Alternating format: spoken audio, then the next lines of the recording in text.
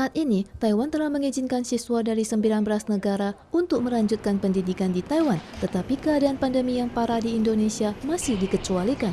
Sekelompok siswa yang ingin kembali kuliah baru-baru ini mengeluarkan surat terbuka di internet menyerukan pemerintah Taiwan agar menilai perizinan berdasarkan daerah dan bukan menutup pintu bagi semua siswa Indonesia. Mereka juga menyatakan dukungan kepada pemerintah Taiwan atas upaya pencegahan pandemi yang ketat. Sebagai tanggapan, CCC menyatakan tidak ada tindakan penolakan, tetapi masih perlu didiskusikan lebih lanjut. 没有要拒绝印尼的学生入境啊，有这边教育部当然也还有在跟我们这边有一直在针对这个议题在研议当中。 Dalam beberapa tahun terakhir, jumlah siswa yang mengecap pendidikan di Taiwan bertambah dari tahun ke tahun. Menurut statistik Kementerian Pendidikan, jumlah siswa Indonesia di Taiwan mencapai 13.907 pada tahun 2019, merupakan sumber siswa asing terbesar keempat setelah Tiongkok, Malaysia, dan Vietnam. Hingga tanggal 18, total 329 siswa asing dari berbagai negara telah memasuki Taiwan, terhitung sekitar 1,2% dari semua siswa luar negeri. Virus corona kembali merajalela setelah pencabutan lockdown. Spanyol yang baru mencabut penutupan pada 21 Juni lalu hingga sekarang telah mencatat 170-an kasus infeksi klaster. Otoritas setempat segera mengimbau warga yang tidak berkeperluan untuk tidak keluar rumah dan melarang perkumpulan lebih dari 10 orang.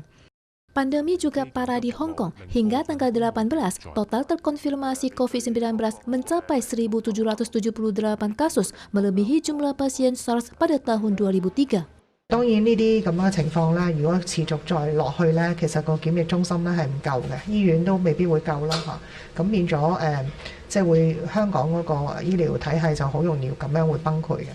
COVID-19 hingga kini telah menyebabkan 600.000 korban kematian global. Di antaranya, Amerika Serikat sebagai negara terparah di dunia mencatat total 140.000 kematian, terutama pada Florida dan Texas. Dan kini dilaporkan terdapat 85 bayi di bawah usia 1 tahun yang terinfeksi COVID-19 di Texas. Dokter Taiwan menilai bahwa virus pada bayi mungkin berasal dari ibu. 怀孕的妈妈呢，她还是有可能有一点病毒血症。 使得胎儿被感染。 Dokter menyatakan bahwa jika di masa kondisi pandemi yang parah di Texas dan banyak orang yang terpapar virus corona membawa pulang virus ke rumah, kemungkinan sakit parah kelompok rentan seperti anak di bawah usia 6 bulan sangat tinggi dengan angka kematian yang juga sangat tinggi. Orang tua diharapkan untuk waspada. Suhu tinggi 39 derajat Celcius yang memecahkan rekor suhu tertinggi untuk bulan Juli muncul di Taipei pada Minggu sore. Bahkan mulai Jumat, suhu tinggi telah menembus 38,5 derajat Celcius selama 3 hari berturut-turut. Analisis Biro Cuaca Pusat CWB menunjukkan pada hari Rabu hingga Jumat, suhu mungkin akan lebih panas lagi. 星期三到星期五，太平洋高的势力又更为增强哦，尤其是整个北部地区哦，相当的干燥。那再加上高压沉降的影响哦，局部尤其是台北盆地，还有一些都市热岛的效应，气温是有机会再更高的。 CWB memperingatkan akan adanya hujan petir di sore hari pada Senin dan Selasa karena ada uap air yang mendekat dari selatan. Hujan singkat dan deras akan turun di sebagian wilayah barat dan timur laut. Menurut pengamatan CWB saat ini, tekanan tinggi yang menyelimuti Samudra Pasifik mungkin menghalangi terbentuknya taifun hingga akhir Juli. CWB menganalisis bahwa tahun ini adalah tahun La Nina. Pembentukan taifun akan sedikit lebih lambat dari biasanya. Pembentukan taifun yang telat akan berjarak sangat dekat dengan Taiwan. Saat itu, kita harus selalu memerhatikan perkembangan taifun. Saat ini adalah musim hujan di Asia Tenggara. Pada tanggal 13, hujan deras yang membawa lumpur menerjang ribuan rumah di Sulawesi.